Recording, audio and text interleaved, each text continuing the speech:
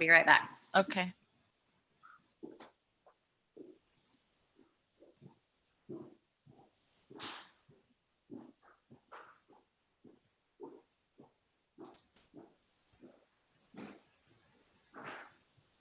Hello, everybody. So my name is Shirley Gutkowski, and I'm waiting right now for my guest because she is my guest, and we just had a huge snafu. I wanted to do this live on Facebook.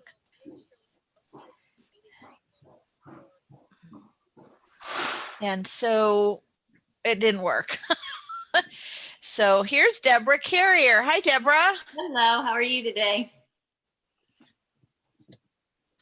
All right, let's see here.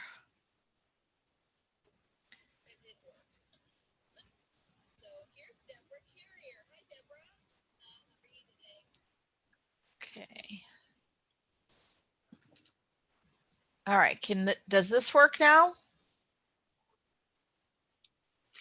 Yeah. Okay, sweet. Yes, I can. I was getting an echo through my computer and it was in a delay, and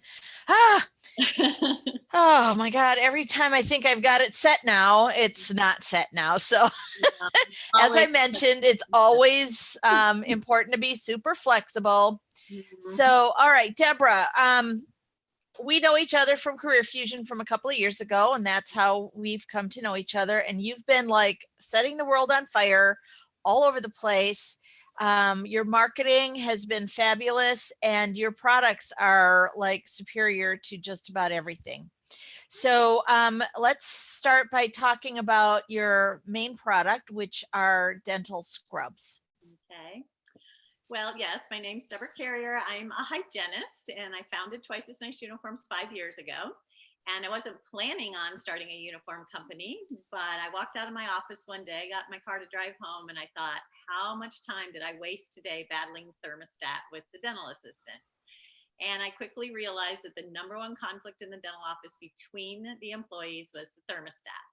So on my drive home, I was thinking, well, I know there's technology in fabric. There's got to be something I can do about this.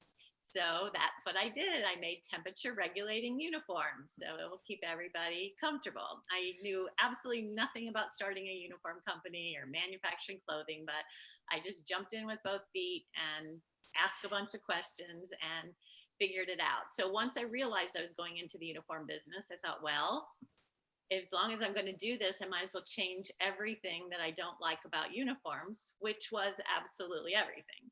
So I pretty much started from scratch. They're made out of much nicer fabrics than typical scrubs and lab coats. They don't fade, shrink, wrinkle. I worked with a fit specialist to make sure they were more fitted and stylish. And then, of course, I wanted things that would follow our OSHA and infection control guidelines. So our big message for the 5 years that Twice as Nice has been in business is comfort, professionalism, and safety. So I have products that do all the above. All of my scrubs are temperature regulating, as well as all my accessories. And then our #1 seller is what we call our dental jacket. And that is a lab coat that follows, again, our infection control guidelines, where it covers your lap, it closes at the wrist, it closes at your neck. You can also stand the collar up, so that gives you even more coverage. And it has spandex in it, so you can move easily. And then it also has openings up in the shoulder to put your loops or headset cords down inside the jacket. So that keeps that protected. Plus, you're not getting it caught on everything, which drives everybody crazy.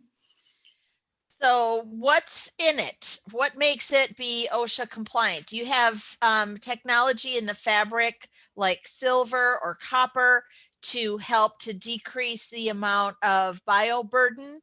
Yes. So the conversation lately has been all about the aerosols and the droplets. And everybody's like, oh my God, we have to have sealed rooms, and we have to, and we have to do all this stuff.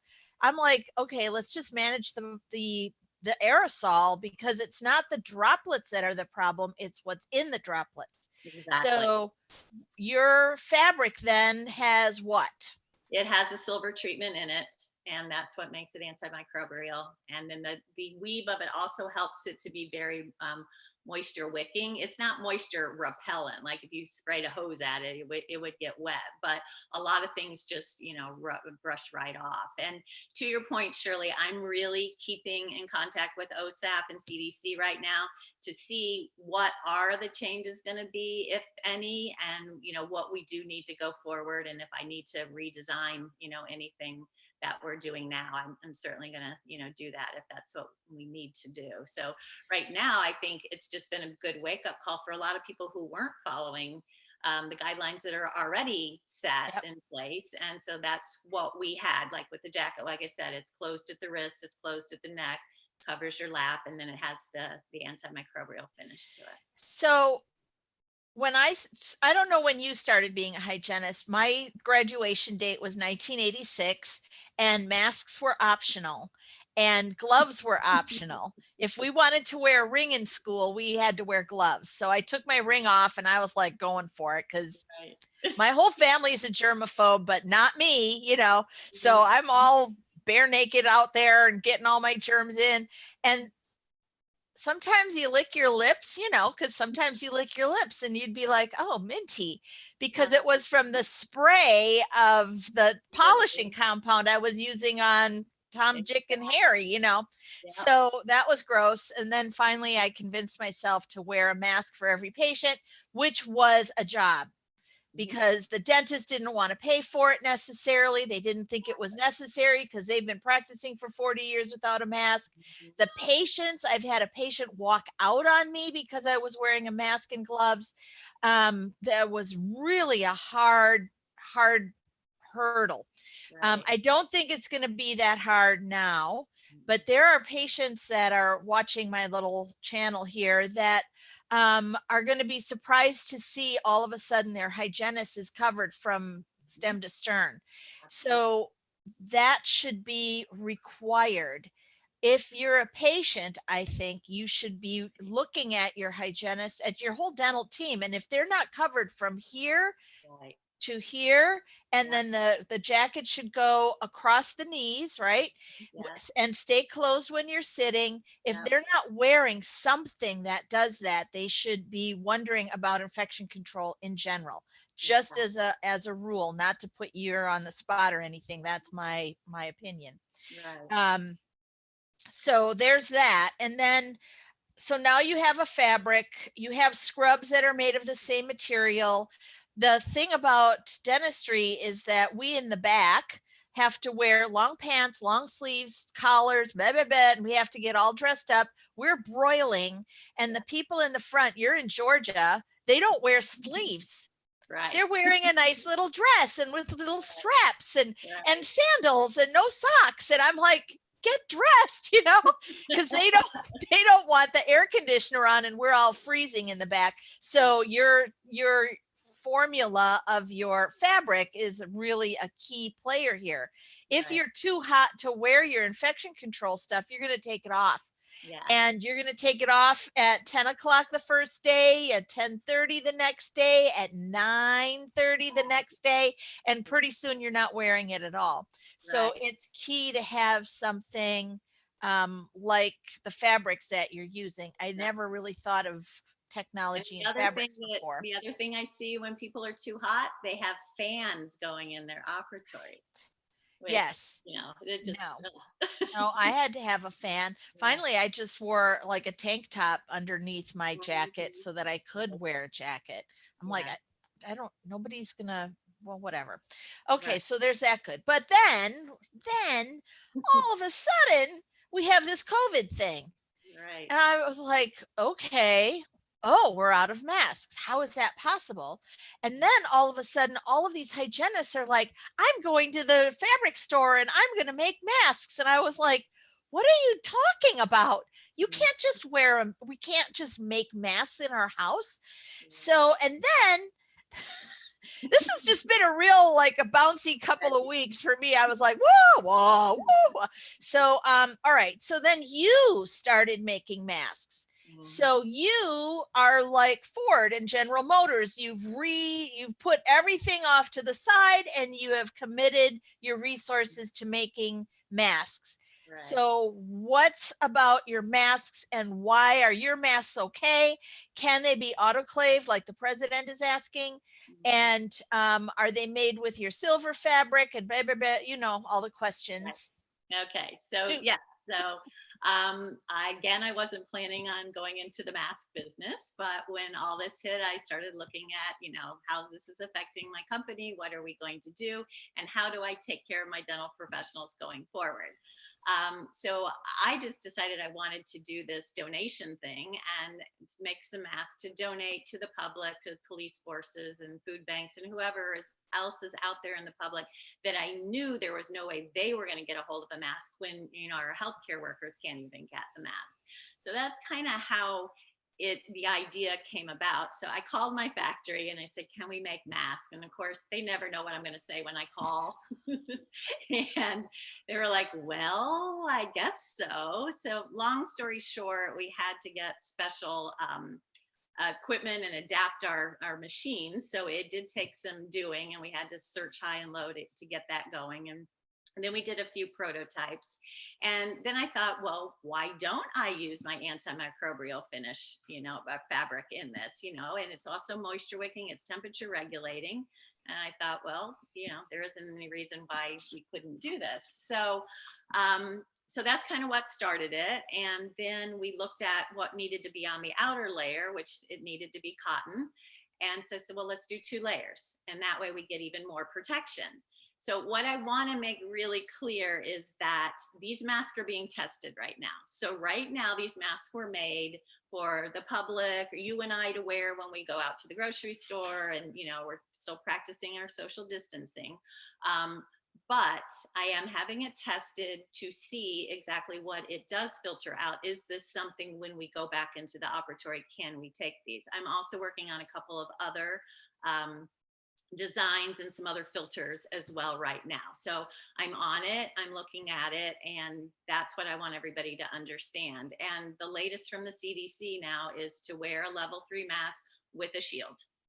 For dentistry is what they're saying right now. So that's how it started. And then so we put the GoFundMe out there just to get some donations, and that's been fantastic. And it's been so heartwarming that the people we've been able to get these to, like palliative care and homes where there's medically compromised people that have to have other people come in and out, take care of them, and they didn't have a mask, and people were hearing that we're wearing bandanas because that's all they had. So that's how it started. Now it's evolving, and all of a sudden I'm turning into a PPE company, which I love. I've always been a big infection control geek anyway. Yeah. So that is, you know, where we're heading. We're looking at face shields. We already had the surgical caps, which I have here. And these are also antimicrobial, moisture wicking, and temperature regulating. We started making these about 2 years ago, and people would say, well, why do I need to wear that? I'm like, well, think about what goes home in your hair. Oh, minty. Yes, exactly. And I too, little, yeah. Right. I graduated in 1979. So yes, no mask, no gloves, no nothing, no lab coat, no nothing. So yeah, I hear you. So yes, are we in for a lot of changes? Yes.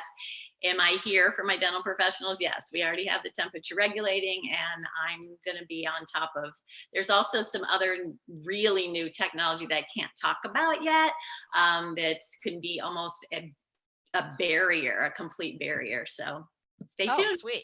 Okay. All right. So can this stuff be autoclaved? Yes. For one question. So you could put your whole lab coat in the autoclave. I don't know why you would, but you could. Right. I don't know why you would, but I do put my accessories in the autoclave. So okay. So the cap. The cap. Okay. Then also, have you tested it with ozone gas? I know some practices are zip-locking their outfits so they can use them again and again, because it does get expensive into ozone. I don't know why it would damage the fabric, but I don't think that it would, but that's another thing that we are doing the testing. And so Okay, super. and yeah, this has all just happened so quick and so fast. And the labs are backed up, and I'm just trying to, Hmm. keep up with it. That's amazing. And no one asked you to do this. You weren't mandated by anybody. You're just like, hey, how about it? That's what I really love about it. And it's like, hey, how about it? So all of the things that you did have been pretty amazing. And all of the things that you did just came out of your, hey, how about it part of your brain, right? Right. It Yep. wasn't that you had a background in, I heard of a person going for fabric engineering. And I was like, what's that? So you don't have a background. Did you used to sew? Yes, I did used to sew. My grandmother taught me how to sew, and actually, my great grandmother was a fashion designer. So I do have that in my DNA. But I mean, I've been a hygienist for 41 years. So, but I also was a fashion model. So I had that interest in clothing. But Hmm. my biggest thing, I think, that drew me to doing the uniforms was I am a huge stickler about dressing professionally. And that started super early in my career. When I first got out of hygiene school, I was working in a group practice, and there were three other hygienists working there that they had much more experience than I did. They were fantastic hygienists. But after a few months of being there, the patients were asking to be put on my schedule. And I didn't know why. And I realized one time every month the doctor gave us what he called top banana awards. And you'd get an award for being the most efficient, or, the friendliest, or whatever. And I always got the best dressed award. And I started looking around the office, and I realized that, maybe I, don't have as much experience as that hygienist, but I look like I know what I'm doing. And then from then on, several other offices I worked in, I kept relearning that lesson that, how you dress and how you carry yourself is such a big deal. And your patients, especially a new patient, when they walk in the office, they take the first 30 seconds and they make a judgment on, is she a good healthcare provider or not? What do they have to go on? Yeah, they don't. They have nothing to go on. Is your hair up and nice, or are you wearing pajamas? You're going to love this. So, my name is Shirley, Uh-huh. and and the amount of times that I run into another Shirley are countable on a hand every year. Sure. And so guess who works with me at a dental practice was the receptionist. Her name was Shirley. And I was like, oh no, this is going to be trouble. I've never, ever been in an office where I had to wonder, are you talking about me? Right. So she had a huge problem with the scrubs. As Mhm. a front office person, she was required to wear scrubs too. And she would just cry and cry about having to wear pajamas every Yeah. day to work. And Mhm. there are a lot of hygienists who are like, I get to wear pajamas every day at work. So she was definitely in your camp, and she wanted like anything. She tried to modify, and then she got yelled at, and so she No. didn't last very long. But it does matter. And probably the first time I ever heard of anybody doing anything with scrubs other than leaving them be pajamas was the line of scrubs from Grey's Anatomy. Yes. Uh-huh. And then all of a sudden there were Cherokee scrubs. And I was like, what is happening here? Mhm. So they tried, but I didn't notice a lot of difference other than maybe it was a little skinnier in the waist. I don't Mhm. know.